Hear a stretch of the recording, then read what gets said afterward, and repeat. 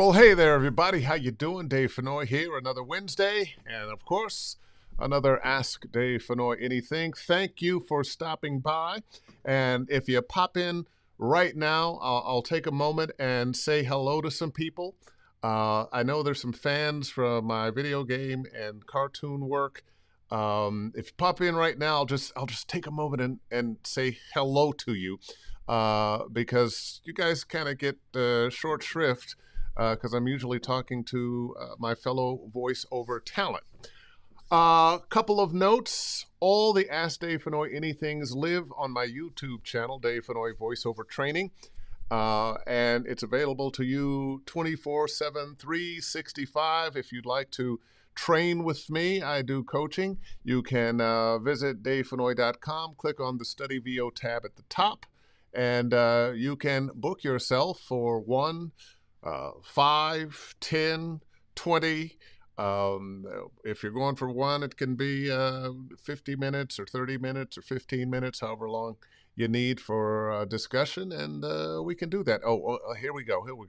Got a couple of fans here. Just want to say hi because you guys show up all the time, and we're not paying you any attention. Lyle McCarty, good to see you, man. Thanks for stopping by, and I hope your world is wonderful. Let's say a quick hello to Stacy, who is here every week. Much appreciated, Stacy, the Walking Dead game fan. I am doing well, and I hope that you are doing well. And wait a minute, this is no gaming guy. This is Michael Glover. He's another voiceover guy. Hello, how you doing, Mike? Glad to see you're doing well. I know you went through some health things, but you're getting back, and I would love to see that little cartoon character that you've been doing online come back and entertain us. All right, a little more information here. Hey, VO Atlanta. Right after next Wednesday's show, I'll be getting myself ready to get on a plane to go to VO Atlanta. I'm going to be working my little butt off. I've got 2 X sessions. I'll be on several panels. If you're going to be there, please say hello. One of the things about going to conventions is often you find that people who are new are a little afraid of talking to people who've been around for a while. Well, that's why we're there. We are there to say hello. We are there to share information, and we are a community. Let's see. Let's without further ado, let's meet our guest. He's an old friend of mine, Cliff Zellman, ladies and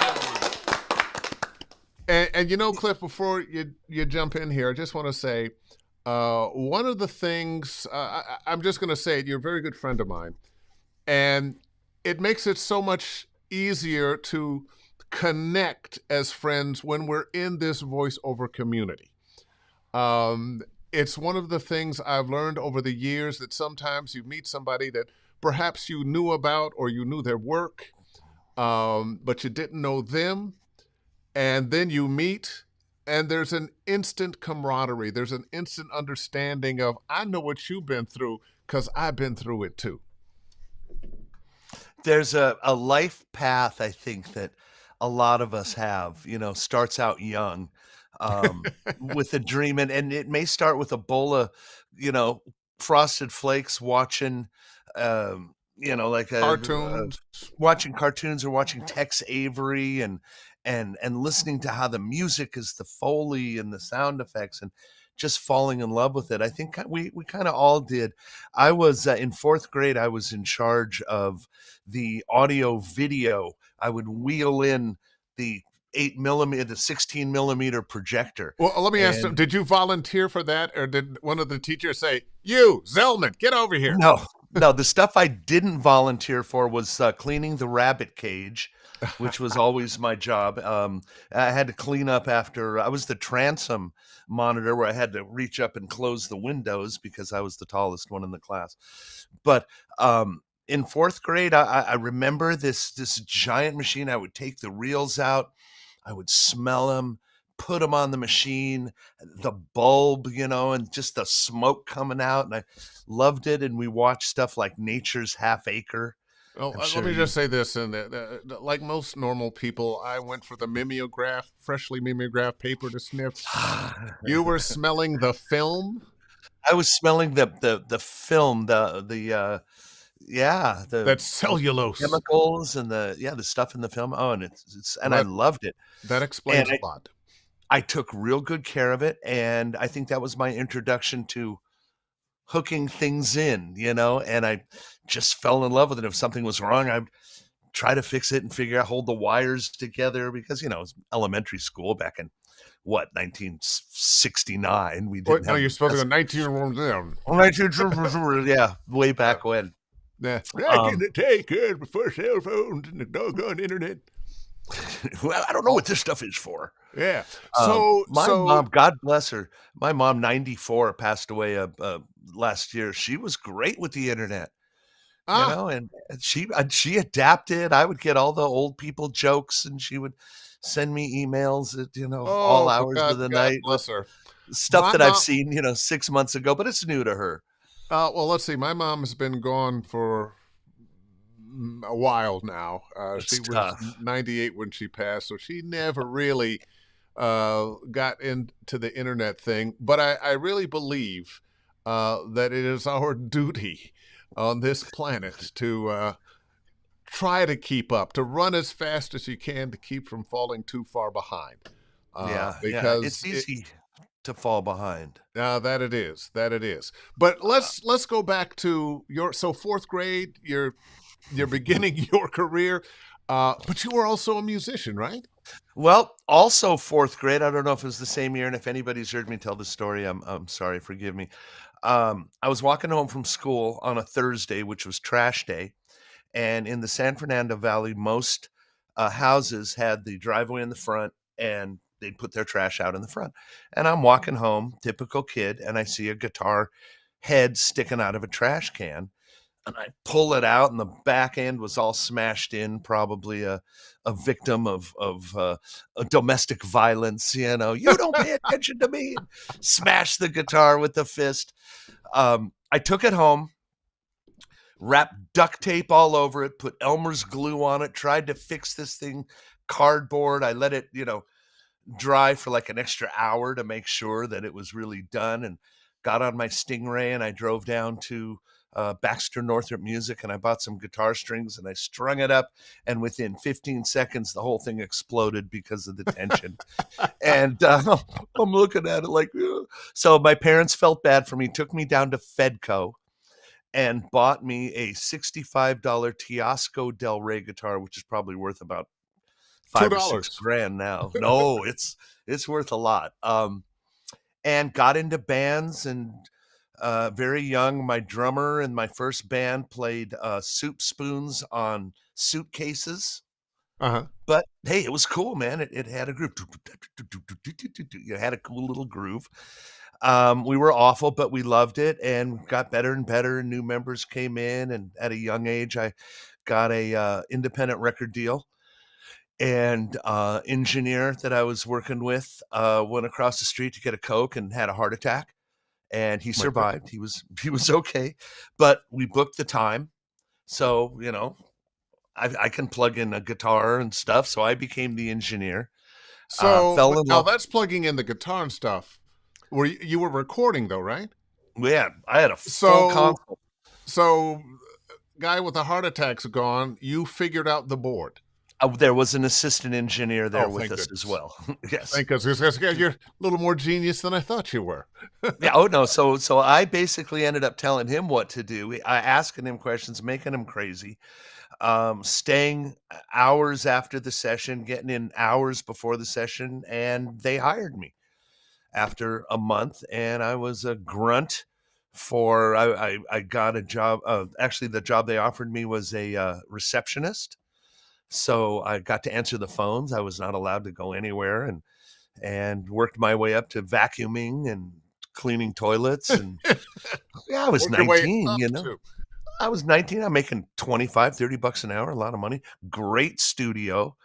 Um, Eventually moved out of there, got into Fidelity Studios for 17 years, which was infamous. recording studio, from the best of the best to the worst of the worst. So, what kinds of Uh, things were they recording at Fidelity Studios? Basically, rock and roll. We did Lita Ford. We did all kinds of local LA bands. It was the 80s and it was long hair. And my specialty was going out to clubs and finding bands that I really liked that I thought had a lot of potential. Um, taking them into the studio, working a couple of songs, and then shopping them to major record So labels. you were kind of an A&R guy too. Let I me was go an find this band. We're gonna put some independent money in them A&R and guy. make them millionaires and become millionaires Yeah, ourselves. I worked for 13 years with a guy that has a really bad rap in the industry, and it's a shame because he's a gem of a human being. You all may have heard Oh, stories Puff about. Daddy? Well, no, no, Did he try to hit this on was you too? this was before. You know what? I never met him, but I'm sure he would have. I would have been insulted if he didn't. Um, he was the manager. He discovered Billy Joel. Ah, And he cut a deal with Billy Joel when Billy Joel was nothing. Um, Gave him a house, gave him a car, gave him studio time, and 25 cents for every Billy Joel record sold if he got him a deal. Well, and that's a Billy lot of Joel has money. sold millions of records. That's why we didn't care about booking the studio. We had it all to ourselves. We didn't care with we Wow. loaded. A lot of people were very upset about that, but they got to take a step back and realize that this guy did this for hundreds of talents. So not Hundreds. all He of would them paid off like a Billy Joel. one Ah, one paid off like a Billy Joel. So Billy Joel kind of helped finance development of, musicians all around LA at the time. And truth be told, he was wonderful. He gave me health insurance at a time when nobody got health insurance unless you were in the union. Took very good care of me, the staff, everybody there. And yeah, interesting story. But that was Fidelity. It was the lunatics that walked in and out of there, the geniuses that walked in and out of there. Um, People say, I was the chief engineer for 13 years, which means when a band comes in and they don't have their own engineer, they get me. So I worked with the best of the best and the worst of the worst. what are And some of it the was who are some of the best bands that you worked with? And if there were some famous but worst bands, spill the tea. oh my gosh, from so many. I did the editing for the Pink Floyd beginning of all the Pink Floyd shows. Oh wow, another Did brick in the I wall, baby. Yeah, worked with Ed Asner on the Holocaust Museum narration. Runaways, Pandora's Box. We did White Sister, Divine Right. Um, oh gosh, Armored Saint. The hair bands. Oh yeah, yeah. Um, some Joan Jett, Latoya Jackson. That was a lot of fun. Sweet as pie. Oh, and Priscilla Presley on the other end of the scale. Oh my That's goodness, a what cute was she story. like to work with? She was absolutely adorable. She was sweet and wonderful and the nicest, most humble person you'd ever want to meet. Wow, wow, wow, There's wow. more to the story, Dave says. Dave says, but wait, Cliff, there's more to the story. It's kind of inside. It's kind of cute. I was working on an album. CBS had 4 shows: Dallas, um, Murphy Brown, um, oh my gosh, 2 others, I can't Beauty and the Beast, and these were TV shows that were music intensive. So Murphy Brown was kinda like soul, um, and Beauty and the Beast was classical, and I was the engineer and co-producer on this stuff. And Dallas was one of the TV show, da da da da da da da da. Um, we had all of the main characters of Dallas come in and sing a country western song, and we had Steve Canale and the group. They all came in, and Priscilla Presley came in and started to sing, and we loved her, and it was fine. We got harmonizers and things. So at the end of the session, I made her a cassette, little ref to take home she could listen to. I get a call in the morning from her attorney. and this is private stuff here, so don't let this get out. Yeah. Get a call from attorney, and Hey, she says, keep it a secret, everybody. "Yeah, let's keep this a secret." We just lost her too recently, I believe. Yeah. Is Yeah. that true? Yeah. Well, this is a cute story. Um, he says, "You know, is this Cliff?" I said, "Yeah." He says, "You're the engineer on the project?" I said, "Yeah." He says, "Let me ask you a question." He says, "Do you like Priscilla?" I said, "Sure." He says, "Do you think she's a nice person?" I said, "Yeah, she's wonderful to work with." He says, "Then why are you trying to destroy her career?" I said, "What do you mean?" He says, "I'm getting in my car and I'm going to come down there. I'll be there in about an hour. I want you to put every single track." He knew, he's an entertainment lawyer. "Every single track that Priscilla sang on, and I want you to hit record." I said, "Okay." Her performances, her personality and adorableness did not come across in her singing, Uh, but it was a lot of fun. There was a post I saw on Facebook a couple of days ago that said, "Describe your most cringe session." And I had a janitor from LAX airport that raised $300 from his church to come in to sing church songs. And he hired, sweet man, hired the church pianist, came in. So for 40 minutes, he was grunting and wheezing and stuttering. Time was up, said it was a success, gave him a hug, had a great time. Thank you very much. Here's your cassette. 3 hours later, I called the church and I donated back the $300 that he paid for the studio time. well, you know But that explains the people in the early episodes of America, or not America's Got Talent, but the singing show. What the hell is that show? what, American Idol? American Idol. Oh And my goodness. you're watching. I don't watch the show much, but you're watching and listening with your eyes open and going, "What? Who told this person they could sing? How is this person on the? What? Shouldn't they have been stopped? This is torture." No, their mother thinks they're Yeah. terrific. You Hey, know what? hey, I want to ask you a question. I'm going I to didn't do it. It jump in wasn't here. me. And I think it was. A couple years ago, we went out to dinner. You, me, your beautiful wife Monique, my wife Joanne, beautiful wife Joanne, and we kind of, walked around your beautiful house. And you told me about these jazz parties that you have in the backyard. Yeah. Now, this was probably, I'm sure we were over there way before COVID.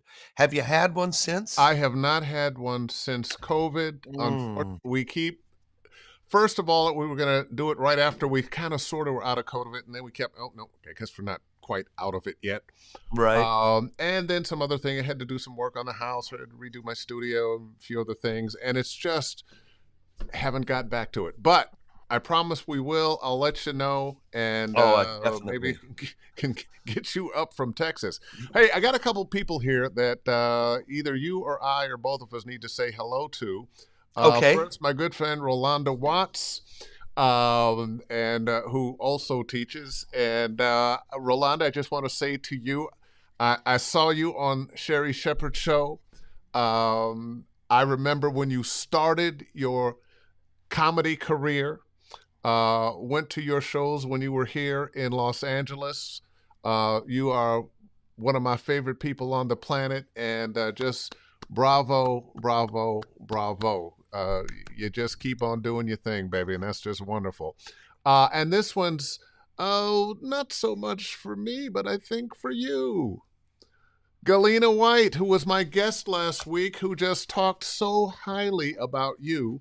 And I want to talk about this with you, your voiceover meetup groups. I mean, we're skipping from, early career to where you have become, I was going to say elder, but with all the gray hair, I don't like to use that name. But Feel yes, free. We uh, earned it, buddy. We earned it. production elder. I mean, when you think about it, I'm looking over your resume. You have produced over 22,000 TV and radio spots. It's a lot of work. That's crazy. It's the Um, company that I worked with. I was fortunate enough moving to Dallas within very short amount of time, got an offer from a company called Radio Vision. And I wanted to get out of rock and roll. I wanted to leave LA. It was time. Hooked up with them. they specialized in automotive, in local automotive, and I'm thinking, "Wow, this is kinda neat." Now, 5 years before I moved to Dallas, I kinda left the rock and roll world, and I went into the animation world. And that's really where I absolutely fell in love with voiceover and animation and working with the superstars of today. Everybody that's a keynote speaker today at conventions was the group back in the early 90s.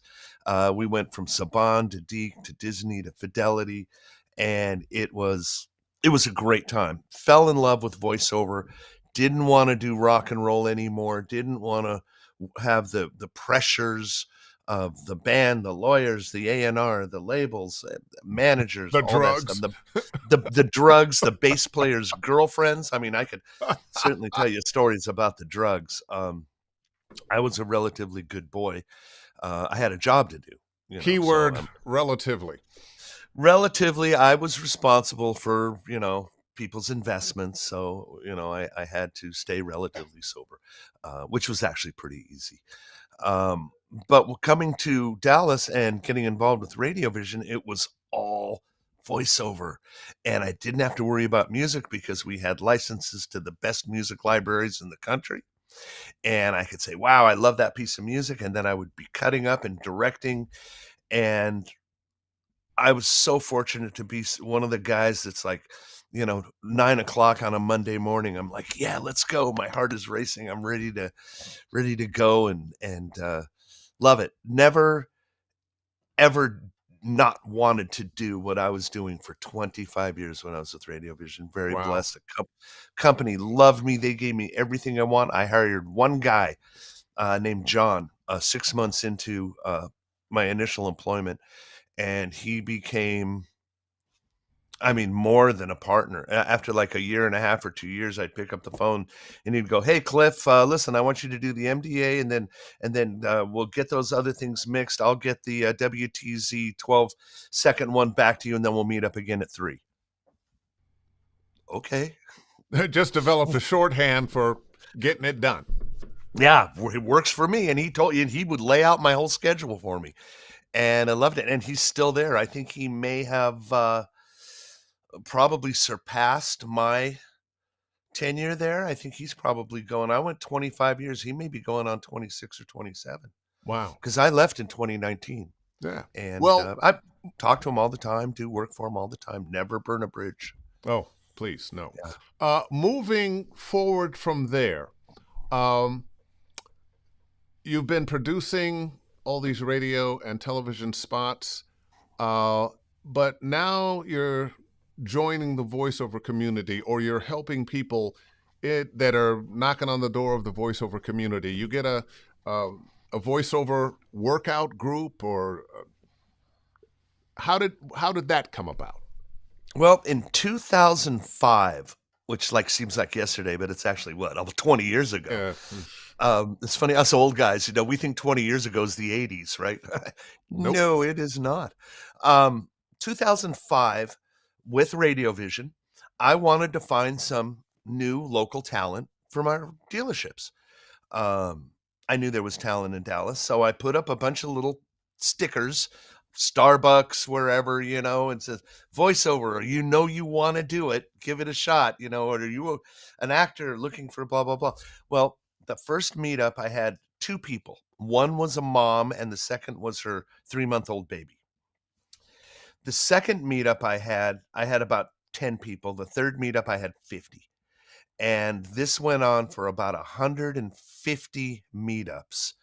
I would bring in people from all over the country. I brought in Dave Corbassier when Wobo was starting, Oh boy. brought in Uncle Roy to talk about some technical stuff. Hey, Uncle Roy, I saw he logged in here. I don't know if he's still on. There he is. Oh, there he is. Um, I brought in Elaine Clark. I brought, everybody that I was working with at the time. And then again, this is 20 years ago. And I realized, wow, there's a lot of people that are really, really interested in voiceover. And there's a lot of people that are really, really good too, but just, need a whole lot of work. It became every night, every meetup became newbies night. And I didn't really want that because I didn't really feel we were going anywhere after about 6 months. So I invented the 7 spokes of voiceover, and that broke it down to performance, audio, studio etiquette, um, marketing, website, all this stuff having to do with it. So I would just rotate, and the best thing about it is I was holding it at a place called Reading and Radio Resources. Say that And 5 what times as fast as you can. I can't even say it once. Radio and Reading Resources. What it was North Texas Reading for the Blind. And they had a hallway of the most $10,000 booths, gorgeous booths. And they were all painted different colors. It was like the hallway of booths. And people would go and volunteer to read for the blind. They would read the newspaper, they would read the weather, they would read We short have all, stories. I don't know if we all, but a lot of us have had a stint or two reading for the blind, and it is one of the best things you can do, not only for the blind, but for yourself as a voice actor. I agree. People say, where do I start? Well, let's start with doing something good, not only for yourself, but good for the community. Yeah. Um, so this room was gorgeous. It could probably hold 200 people. We stopped it at 25 because it was too much. I had grapes and cookies and all kinds of stuff. We were supposed to go 3 hours. We always went 4 or 5 hours. Nobody wanted to go home. Every meetup was recorded and everybody got their audio afterwards, which was great fun. But the thing about the location was, um, I would charge $49 for a 5-hour meetup, basically about $10 an hour. It's pretty Just cheap. don't say that. They don't need Well, to hear that. it was We're 20 going to years start ago. complaining about our prices. This was 20 years ago. And I gave 50% of whatever we made at the door that night to Radio and Reading Resources. So every night whenever we had a meetup, they'd walk out, I'd walk out giving them $250 for a couple hours. They eventually gave me the keys and gave me the alarm so I could come and go as I wanted, and it was terrific. Then I had an epiphany in 2015. I said, that's it. I'm done with the face-to-face once a month newbie, which is fine. Got to start somewhere. But I really wanted to kick up my demo production business, focus more on automotive, and kind of work my way out of that and more into the national scene. So it's been Well, pretty good. let's talk about those two things: automotive, um, and what was the other one? Jesus, how did you get into automotive? How did that become the thing? That was by me saying I'll take the job at Radiovision. Ah, They so specialized you didn't in find it; it 1990. found you. Well, we kind of found each other. I had an interview at a place called the Stokes Group here in Dallas, and I walked in, and this place was gorgeous.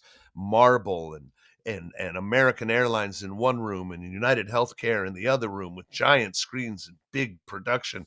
Everybody's wearing khaki pants and shirts with name tags. And I walked in and I said, I don't know if I want this. So the next day I went up to Radiovision and I walked in and the place was just a mess. They were using 16-inch to record. They had 57s for microphones. The wires and tapes everywhere. And I said, let's back up because a lot of people don't understand. 67s is a microphone. And 57. 57. Yeah. Yeah. So Shure 57s and the big fat multi-track tape. Yeah. And I was already pretty well versed in sound design or turning into Pro Tools at that time. So we brought it in. I said, you know what, you guys want to do this? Let's do it right. And they were loaded, they had plenty of money. So we went to Sweetwater and I met my buddy Ryan. If anybody needs a great guy at You must Sweetwater, have gotten a Ryan lot of Breeze. candy in the box that it came with. Yes. Those who don't know, Sweetwater always puts candy in your packages. On my file, it says Bit of Honey only. Oh. So I get a big bag of Bit of Honey. and I No, love now my guy over now at what years are Sweetwater. these? What year is this? What about what time? 95 Oh was when boy. I got to Dallas. Oh boy. Now that really is going way back, and that really is at the very beginning of Pro Tools and home studios. Pretty Uh, much, yeah. Yeah, yeah. Even the internet, I mean, a lot of people didn't have email before in the 80s. hmm. Late 80s, it was totally different. You'd go onto a bulletin board, a meeting place rather Yeah, than I'm trying to think. what it is I now. don't think I had um, a computer or internet in the 80s. No, 92, 93, the Yeah, DX2, the DX4 came out. I got Um, my first computer about 1990 91 somewhere in there. it was awesome, wasn't it? Oh my Oh, it was god. great. The first time I had my computer type out the alphabet all by itself, my mind was blown. I said, "What else? What else do I need? What else?" And then came MIDI, musical interface, digital musical instrument digital interface. That actually came before. We were using computers, old Atari ST-1040s to run a lot of MIDI in the 80s. That was great fun. We went through a It's I was going to say we went through a period there in the 90s to about 2000 where things were changing so fast. When I came to LA, my demo was on a quarter-inch reel, then a cassette, then it went to a DAT. no, Uh, yeah, that the CD. it went to a DAT, then to a CD, and finally you just MP3 it. It's wonderful. Yeah. Type, type, type, type, click. Yeah, done. Um, you were saying earlier that us old guys, we need to keep up. However, I want all the youngins out there to remember we started a lot of this stuff. I was working in a recording studio in 1979. We barely had 24 track machines.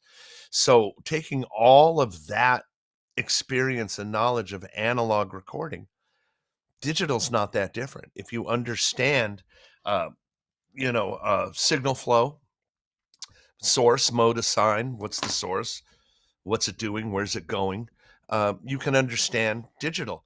So it was a pretty easy, I think it's an easier thing to go from analog learning digital than it is probably learning digital and trying to go back to analog because Oh there's yeah. so Well, many there's no so reason many to go back. steps involved. No reason to go back to analog, unless you're one of those. Yeah, I want my LPs and I want to record on an old, 24 track, so I really get that earthy feel, man. I Um, like the smell. yeah. Let me ask you this: what do you think the mistakes are that most people starting a voiceover career, sound wise, studio wise? What do you think the biggest mistake they make is?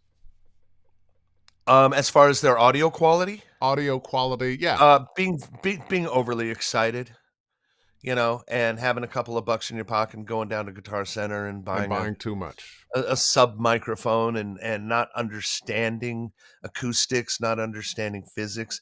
Now, we all have to learn sometime, you know. And if you don't have a horrible setup and people start to tell you how you can fix it, you're never going to learn. Um, I, I think that the biggest mistake is probably, and please, everybody watching, don't get mad at me, is asking questions on Facebook. Um, Mm. Find somebody that you know and trust.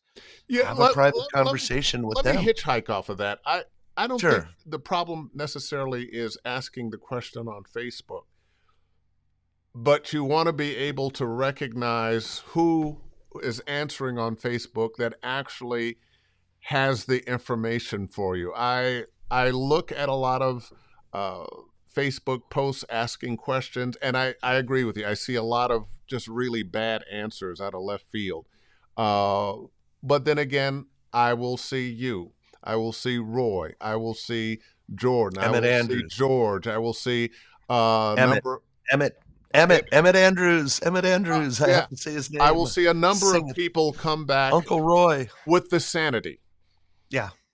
Yeah. And I think that's a positive thing. One of the things I like to guard people against is going out and buying equipment before you've really talked to people in this industry that have been doing it for a long time, Mhm. and you go out and get the wrong stuff. I can't tell you how many students, uh, people I've met. Oh yeah, well I went and bought this microphone and this interface and this, and it's like, okay, you bought the wrong stuff.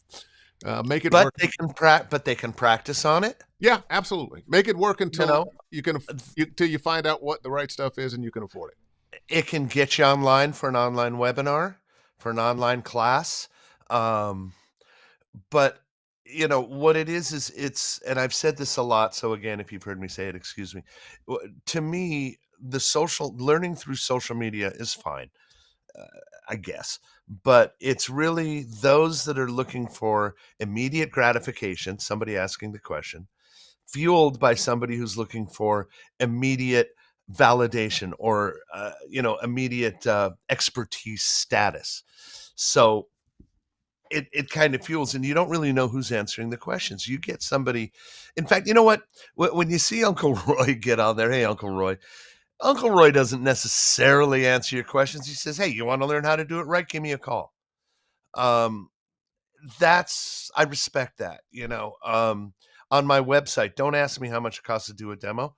Call me, let's talk about it because, demos are different depending upon what you need. But when people answer a question, they're really answering, what's the best headphones? Well, they'll answer the headphones that they've been using for the last 6 years. Yeah. You know, And it's there's not necessarily a right choice. This is the best headphone to get. Probably the very best headphones are out of your price range. But there are some very good headphones. There are some very good headphones Mhm. that don't cost a lot of money. No. And I think the biggest problem with headphones now is there are headphones for audiophiles, for people who really want to hear exactly the music, the voice as it is, and then people that want something that, hey, it's going to pump up the bass for me or something else. And you're not really hearing what's really there. Right. Well, that's it, it's clinical versus recreational, you know. I think that most people that hear what's going on in my studio might not think that sounds great because I'm in a very clinical environment. I don't have my walls vibrating to kick up the bass.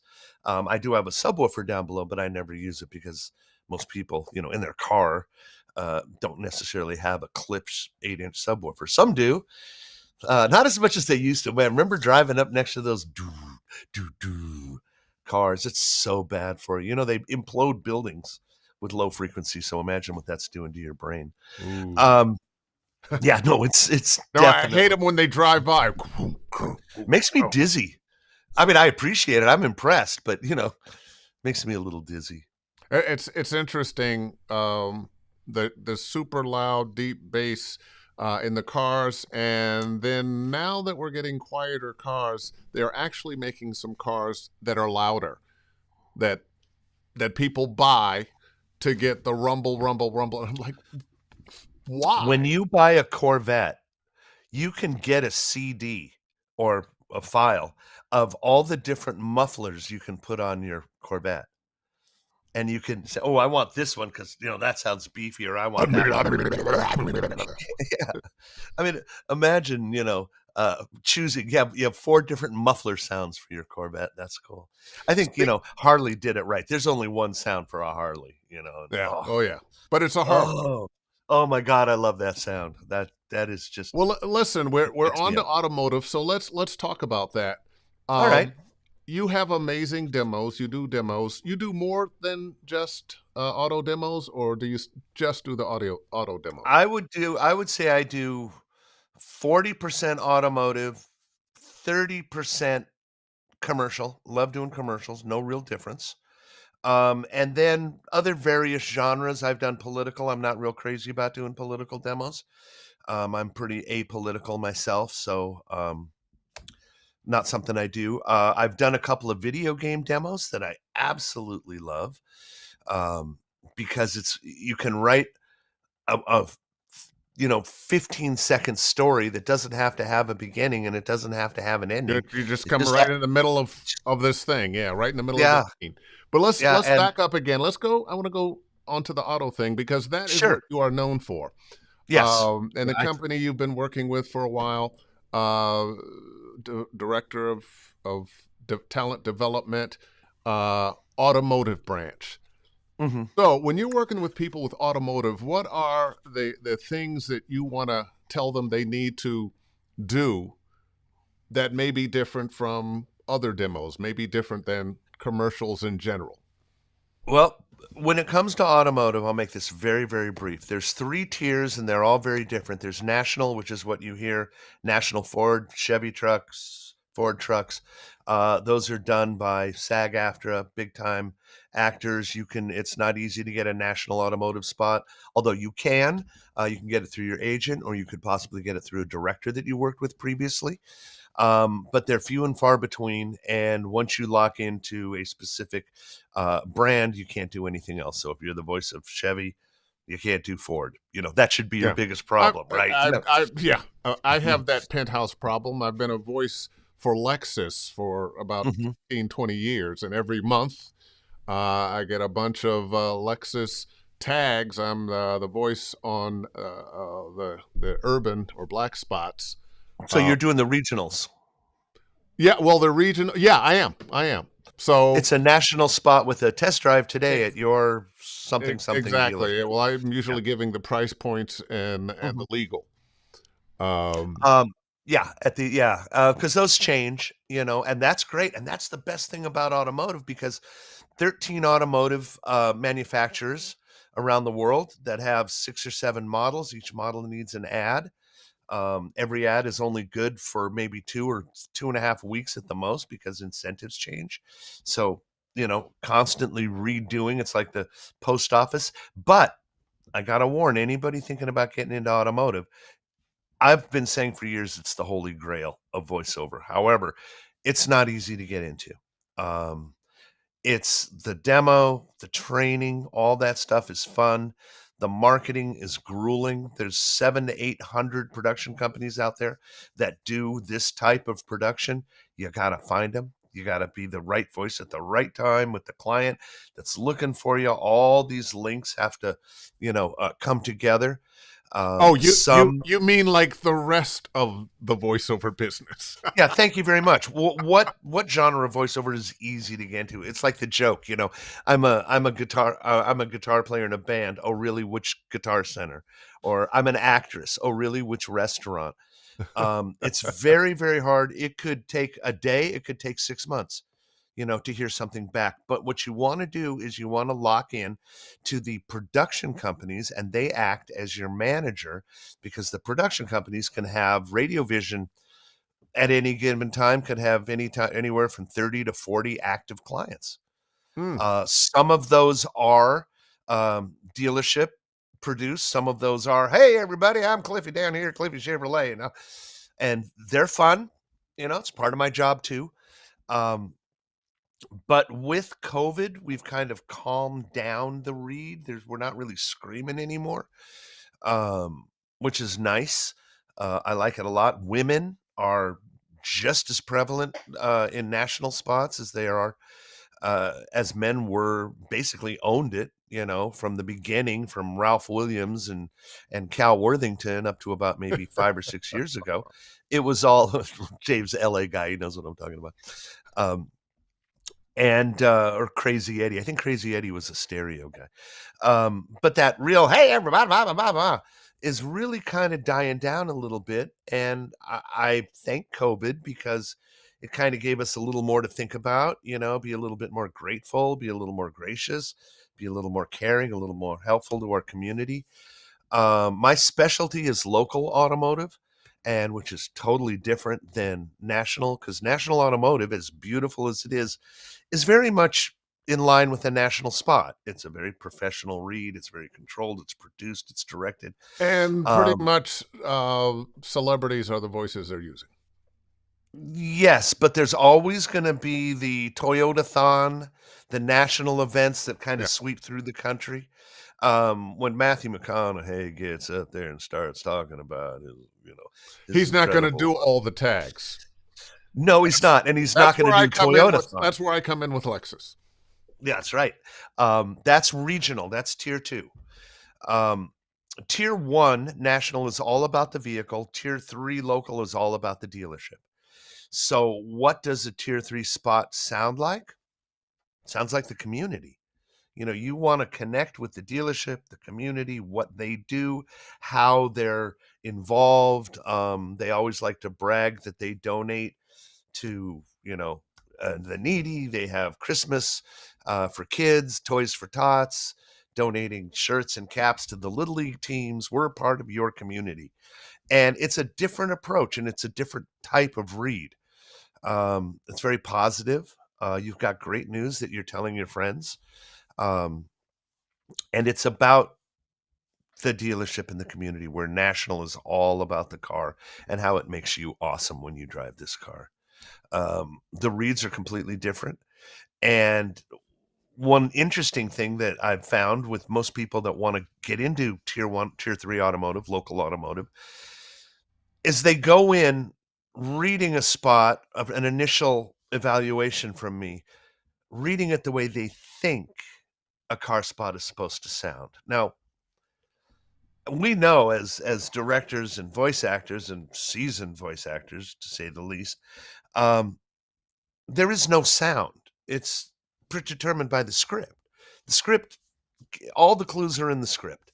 Um, if you look for exclamation points, ellipses, commas, you look for specific words and how much call to action, how much creation of urgency is there in the script. And that kind of tells you the personality of the delivery. There is no standard read, I believe, So if the for script is anything. saying hurry, rush, limited time, For a now. limited time, now. Yeah. I had a great automotive reader that starts off, Kevin Kilpatrick. I know you know him. Yeah. Fabulous, fabulous automotive guy. And I don't know if he's coaching, but if he's really good. He'll warm up his voice. I'm sorry, I'm giving his secret away. But he'll warm up with now, now, now. And then when he gets that perfect amount, that's when he'll start the spot. That's when he'll start the spot. Yeah. And you can usually tell, but when the now I had worked with a guy for years, Randy Reeves. He's a incredible voice actor. He's always like number 5 or number 6 on the Benstown Top 50. And I think this year he was, I don't know what he was, but a couple years ago he was like number 6. And I called him up and I said, Randy, why aren't you number 5? Just to make the top 10 on Benstown, it's a big deal, Dude, why aren't you number 5? So with a local read, it's anything. And this person that I was talking to that gave me this read so over the top said they just finished a demo. I said, really? What was it? And they said it was an explainer video. And I said, read me this spot as if you're reading an explainer video. It was gorgeous. The voice came out, the character came out, all of these things that she was telling herself in her head, that she had to hit this, she had to underline this, she had to go up here, she had to do that. It's having too many directors in your head. Just let it go, trust the script. And a rule that I have is never make your read bigger than the words that are on the paper. People that write copy Well, what if you professionally, blow up the copy, man, from 12 to 16? if the director asks, with animation, yeah, man, take it to 20. But with automotive, especially local automotive, one of the key things is, and it doesn't sound that exciting, but to sound familiar. You have to sound like I know you, Well, and I've heard your voice before. that's fitting in uh, what commercials and voiceover, the direction it's been going in over the past 15, 20 years, is we want to hear Mhm, from somebody we relate to, not somebody mhm. that's selling us, but somebody sharing information, somebody that may remind us of ourselves, somebody that we could see in the community that we could stop Mhm. through. Listen, Yeah. I've got some questions here from some people Oh, that I good. want to pull up here. Lyle McCarty, Cliff, can you describe what your sound treatment looks like in the room you're in right now? I see I closet sure doors behind can. you, but I'm assuming there's some kind of foam or deadening The material in closets front. behind me have foam where the slats are. So in theory, sound goes back, it goes through the slats, it's not going to come back. Up above, I have hanging clouds. Mm-hmm. I have two hanging. Wait, hold on. A Oh, let me get. nice palm of hand. Yes, palm of. Here is my wall units. I've got two on that side. I've got three on this side, and I have these three directly above me. Because your room sounds very natural. Well, I made this room specifically. I have built. Oh my gosh! Oh, how's that? Hey guys, so I sound a little chesty, Thank huh? God Let your me move pants that. were zipped. Oh, always. Um, I've built recording studios all over the world. I built one in China. I built, but I'm not a big fan of booths. However, it's a necessity, and certainly people can make booths sounds good. But my room is really made to be a mixing room because that's what I do more than anything. I have hardwood floors behind me, right there. You can see the hardwood Mm-hmm. floors. Wait, over here, I have a rug that would be beautiful for Joni Mitchell to sit on a stool and sing. Um, so my room is really tuned, and I put all kinds of things in special places. There's techniques where you can take your mirror and hold it in front of a speaker, and you can turn it from your point of view to see exactly where your reflection points are. Um, so yes, Lyle, I spent a lot of time and a lot of money on treating my room so it would be a really good mixing room. Yeah. Um, Also, it's a great recording room because back over here where the dog is and the carpet, Oof. hey Lily, sounds great to record instruments. Well, there And you go.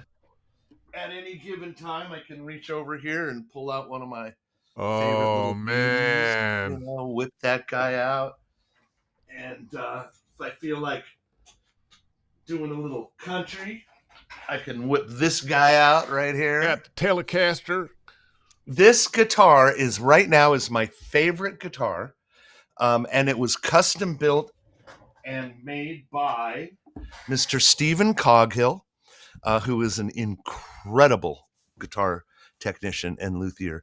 And I actually have three. Yeah, I have three Stephen Coghill guitars. He'll post them up there, and I'll drool. Oh my god! He'll post what he's working on. And he said, "Oh my god, I need that. I want to buy that guitar." Hey, I Um, got another question here. As a former music engineer, did you scale back your thinking and take a different, more simplified approach when building your VO studio? um, well, I think we talked about that on the previous question. I don't really have a VO studio, even though my Well, room is. and answer it for what you think somebody who is going to put together VO studio. What would be your answer for that person? Same My question. answer would be to not be in a completely dead environment. Keep your microphone away from windows because windows vibrate. Um, Look for off-axis reflection on anything that might be hard. I have a, a desk in front of me, but I have this kind of big mouse pad that I have Yeah. directly below me. So when I speak, I'm not getting reflection off of, um, you know, my hard desk. Um, you really need to listen to it and get somebody to help you. Yeah. Um, Uncle Roy can absolutely dial in your room. George is awesome with dialing in your room. Jordan Reynolds is Jordan Reynolds. excellent. Yeah. You're Um, clicking off Larry my list. Larry Hudson, click. Tim Dan Leonard, Tippett. click. Emmett Andrews. Yeah, there's really good guys out There's some there. good people out there. Yeah, Got yeah, there another are. little comment here. Venus Crute. Hey, loved my commercial demo you did, my child, my Cliff. Oh, uh, uh, working with Venus and watching her. I think we've been going on maybe 3 years now, 2.5, 3 years, and watching her just skyrocket is Yeah. so rewarding. I think that's probably a good reason why we do what we do, Dave. You find Absolutely. somebody special. It's And I remember when I was starting with Venus, she had a couple, things she had to straighten out, things she needed to work on personally and professionally, and powered through them. And look where she is now. I mean, she's got a great podcast. She's going to be working in VO Atlanta. Well, yeah. Um, As yeah, a matter of really fact, a bunch good. of And people that are on here we're going to see in VO Atlanta. oh my, Galena for again. sure. Another Cliff did my character demo. Amazing experience. Galena, you didn't come to me. That's what I do. Character demo. No, you know what? I've known Galena for 15 years. No, I understand, and I tell people, even students of mine, yeah, I'm happy to do it, but you don't have to do it with me. One, Yeah. I don't want to turn into a demo mill. I Mm-hmm. enjoy doing them. Mm-hmm. I don't want to do too many of them. Then I get tired of it and it becomes a job. Yeah. Richelieu Hoff Jr., how necessary are plugins to produce professional VO at the highest level? Essential or just flavoring? Good question. Well, that's a very good question. Since you included the word highest level, I'm assuming that your knowledge of plugins, what they do, why you use them, and when you use them is also at the highest level. If you are at that highest level, they're essential. It's a tool. As you say to a carpenter, how important is a hammer? They are essential to do what we can do that most people don't even know is possible, and sometimes don't even know that we're doing it or even notice it. And Um, which is what I tell people. Look, if you're going to have plugins, you want to do it to enhance your voice, uh, but it doesn't need to be something that somebody can tell. Oh, he's got compression on. Oh, right. that's EQ'd. What? And I always think that's the big mistake people make is overusing them. Your thoughts? Well, there's a great story. CNN is interviewing Michelangelo, and they're asking Michelangelo, they're saying, Mike, how did you get such an incredible statue of David out of a big chunk of marble? And he says, I chipped away everything that didn't look like David. Yeah, yeah. So that's, the better engineers will surgically remove things to let what's there naturally come out. The more you have to process, the more you have to compress, EQ, sidechain compression, expansion, whatever we do, ducking, it's to fix a problem. Um, if I could get the audio, the least amount of processing I have to do, and trust me, guys, I'm always going to do some processing. Any engineer is going to do something to your audio. The less we have to do, the better, and the better it's going to sound. I have, when I do demos, I'm really very, very concerned about their audio quality because this is their product. This is what they're selling. I won't do a demo necessarily. In fact, I don't even remember the last time I did, where I would take somebody into a studio. And I could take you into Dallas Sound Labs and spend $450 an hour and put you on a $15,000 Telefunken microphone, but you won't be able to reproduce that. And that is lying. So let's get let's get the Talent's audio up to par of, where you can So compete. first thing, get your studio to sound as good as it possibly can.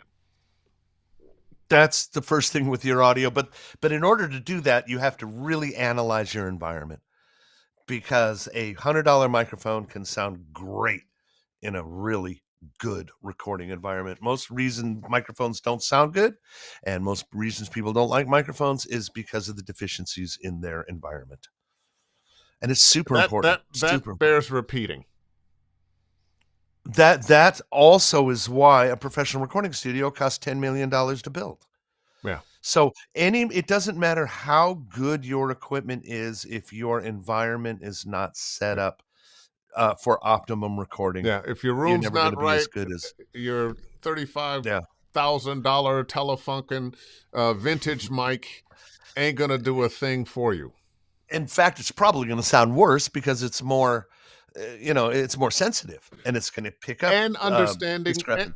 understanding mics and what they do and the environments they like. I know my U87 likes a big room with tall ceilings. Yes, it does. Yes, So it does. I it doesn't get a lot of use. I'm There are microphones for every kind of situation. There's double capsule microphones. There's dynamic condenser, ribbon. There's pressure zone microphones. There's all kinds of microphones, and it's not what you like.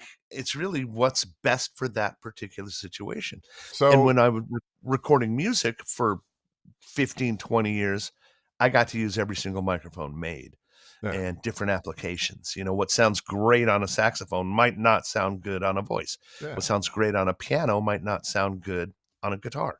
If you had to name, say, 3 to 5 microphones that you would recommend without thought to voice actors, what would they be? I like Lawton microphones. Mm. I think they're coming in a good price range. I love a 416. Um, I think they're not that expensive. Oh, I can't afford a 416. Yes, you can. You go to Sweetwater. You get a Sweetwater credit card. It's $18 a month. If you pay it off in 2 years, you pay no interest. Instead of paying $18 a month, you give them $30 a month. They'd take it right out of your checking account. It's like 2 less lattes a month. Yeah. You got yourself a 416. That's all the guitars over. That's how I got them. They want 40 a month. I give them 80 a month. Credit score goes through the roof, and you don't even realize that you paid for it. I got a bass. I looked at my And as balance. microphones go, 416s are not that expensive. $900 out the door, About any $1,000. day of the Yeah, week. yeah. I like if you're really, really on a budget. I thought a great microphone was a 220. Um, AKG 220. Oh yeah, yeah, It's a yeah. condenser microphone, and for the $120 it is, I think it sounds great. Um, Another good microphone, I'm not a big fan of a 102 or a 103. I think they don't sound good on a lot of people. I love a RE20 if you've got a cloud boost and you can kick the volume up, kick the RE20. Wait level a up. minute, I'm not hip to that. Oh, yes, you are. It's the big microphone that's in every radio station. It's got the Oh, oh, ribs oh, on the oh, yeah, side. yeah, yeah. You've seen Electro Voice, Electro Electric Voice, Voice RE20. EV. Okay. Um, and yeah, Sweetwater credit card is definitely the way to go. A Cinco D2. Um, I heard a back-to-back comparison on YouTube, and to be honest, I couldn't tell the difference. However, I don't know what the guy was doing, and I don't know if it was true or not. Yeah. Well, I'll tell Um, you, I'm gonna in my booth. I have a 416 and a 103. They both sound great in there. Right but here in different purposes, though, right? Don't you use them yes. for Oh yeah, I different do some things? different things. And most Oh of the yeah. time, 90% of the time, I'm on my 416. Sitting right here in front of me, I bought that Cinco Hmm. just to see what it was like. It was a couple $100. Yeah, not That bad. what's that? Not bad, huh? Not bad. And that's what Yeah. I'm using right here. And if for some reason, my 416 blew up and I didn't have time to buy another one, I'd use the Cinco. Yeah. In fact, I think we did Venus. Did we do? I think we may have done your demo on a Cinco. I'm not sure. I think they can sound good, but again, dependent upon your environment. Yeah. Well, Yeah. listen, we have gone overtime. It's 7:03. I always promise people it's Oh only my going to be an goodness. hour. We could probably go on for more time. Great stories. I love it. Getting people's background. I knew a little bit about your background and being an engineer and producer. I always get to learn a little bit more on these interviews about my dear friends. And I think, oh, wait, real quick question here. Angel, who popped in earlier, question: what about a road? Want my answer for that? Yeah, I Call think Uncle Roy. Call Uncle Roy. call Uncle Roy. Okay. Yeah, yeah, he knows a whole lot more about every road and every. Yep, there you go. He popped it Yeah. up. Talk to Uncle Roy about that. And I was gonna, Before, I was gonna say the same thing. The road NT1, not the 1A. can I talk real quick about VO Atlanta? Sure, absolutely. You know what? I'm sorry. I meant to bring that up. Let's talk about it. Well, VO, this is going to be my, I don't know, 10th VO Atlanta. I don't think I've missed one since day one. This year, guess, no surprise, I'm going to be doing an X session on National Automotive Reads. 3 hours, gangs of fun, tons of recording, tons of Are you sold out? direction.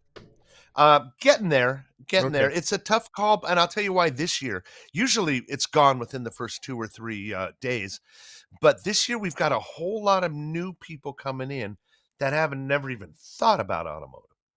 Yeah. They're thinking commercials, animation, audiobooks, narration. Okay, that's the Not big to 4. mention how many presenters and how many X sessions there are. There are a lot. There are a lot. So I've got 2 game X sessions, and there's yeah, 3 or 4 other game people there, and I'm yeah, they're all one good. sold out, and I think the other one is almost sold out. Almost. We're getting there. I'm pretty. We'll probably get them pretty close. I prefer a smaller group, but I've got the National Automotive. Then I've got a breakout session of Introduction to Automotive, where if you are going and you're kind of on the fence, please come to that, and you'll be like, oh my God, I can do this. This sounds amazing. And then I have another X session the next day. Back in the old days, I would have X session, and then breakout. And I said, let's do the breakout first because, so many people attend the breakout saying, oh man, when's your X session? It was yesterday. I'm on a panel with demo producers. We're going to be doing the No BS demo producers, doing something with Bev Standing and a great group that's going to be hysterical, The Good, the Bad, and the WTF. It's really funny. We have 3 separate sessions. I don't want to tell you about it. It's her thing. Tech panel. I think they brought me on because they need somebody, from the geriatric squad. Believe me, you're show not up. geriatric yet. Give yourself almost there. more time. Yes. Hopefully. Yeah, I'll tell you. I think my ears are still good. I don't want to tell you how old I am. I did do a test a couple of weeks ago. Doctor said I'm in good shape. Yeah. So yay for that. I should post it. But here's the secret to everybody that's coming to VO Atlanta for the first time. The best of the best conversations happen in the hallway. Don't they? Yes, they do. When you're walking down the hallway and you go, oh, wait a minute. You're Uncle Roy, aren't you? Yeah, I read about it. And then you sit and talk for about 10 or 15 minutes. And that's the one-on-one. And that's the beauty. Have dinner with everybody, and talk to everybody because there's a reason. Breakfast, lunch, Dave, and dinner. There's a reason Dave and I are going there. And we don't really need too much promotion. We're there to meet you. Yeah. And to welcome you into the community. DF So raises please here. check it out. Needs to add an extra day. So many sessions, so little time. Oh my goodness, I know, but so much to offer. Oh my goodness, it's going to be a good one. It's going to be a good one. If automotive sounds like something that's fun, check it out. I'm also offering. I will take the price of the X session off if you want to do take some coaching lessons. So get an X session and get minimum 3 to 4 coaching lessons for free. Wow. Well, it ain't for free, but you know what it is? You showed up. And you want to do it, so I'm excited. I will match your level of enthusiasm. You're kind of like me. You understand. You got to charge people, otherwise they take it for granted. But you're not there to rip them off. Not at this point in my have career. People that, Definitely not. Last minute I couldn't. I had to cancel, and there are some people who will say, "Well, I'm sorry, but you can give me 24 hours." No, I never do that. I have a 1-minute cancellation policy. Yeah. Because we can do it tomorrow. Yeah. Or next I have no overhead. Yeah, we can do it next week. If you're stuck in traffic, you got meet the teacher night you forgot about, your kid is sick, you're sick, we'll do it tomorrow. Whatever it is, you just don't feel well. Yeah. And it's selfish because I want you at your best. Yes, absolutely. If you're not at your best, where can we find you, me or Dave? If you're looking for me, my website, can I say it? Yeah, absolutely. A-mazingdemos.com. A-mazing demos.com. Don't forget to put the dash in between the A. Right, some scumbag already has amazing demos. And I bet his demos aren't amazing. They are. No, that guy's no. In fact, it's not even a site. It's not even a site. Somebody bought it for you to pay $5,000 or $6,000 That ain't gonna happen. Because the name, I was given the name by a voice actor. He says, "You wanna hear my Cliff Zellman impersonation?" I said, "Sure." He said, "Amazing, amazing, it was amazing." I said, "You know what? That should be the name of my production company." and there you go. So, yeah, yeah. So Oh, I'm you got flickering. disco lights going in there? I don't know. It's just my camera, Oh, it's but it's it's kinda flashing. cool. Yeah, it is kind of Staying cool. alive, staying alive. I wonder Well, why. Let me, maybe I'm in between. it's trying to tell you because we're a Yeah. little over time. It's 7:10. It's time to wrap this up. It's the guy Listen, in the lobby Cliff, flipping the switches. I love you, man. I'm looking forward to seeing you in Atlanta. Can't wait. We'll hang out. Let's have some drinks, smoke some cigars, talk some trash, and all that good stuff that we like to do. And Yeah, thank man. you Thank for you. joining me on Ask Dave Fennoy Anything. As usual, you are a wealth of great stories and information. And let me also add thank you, Dave, for everything that you do for the community, your generosity, your talent, your heart, your beautiful wife, your great lifestyle, and just a good influence, people that cross your path. So yay Oh, back to you, buddy. well, thank you. Yeah, no, All right, we know that everybody. you do. Cliff Zellman. And once again, if you came in late or you want a friend of yours to check this out, check it out on my YouTube channel. Dave Fennoy Voiceover Training. All the Ask Dave Fennoy Anythings are there. You can just drop in 24/7, 365. Interested in coaching with me? DaveFennoy.com. Click on the Study Info tab at the top. Follow me on Twitter X at Dave Fennoy VO. And you know what I'm going to say, but until the next time, and we'll be doing this next Wednesday, the next day off to VO Atlanta. Book something.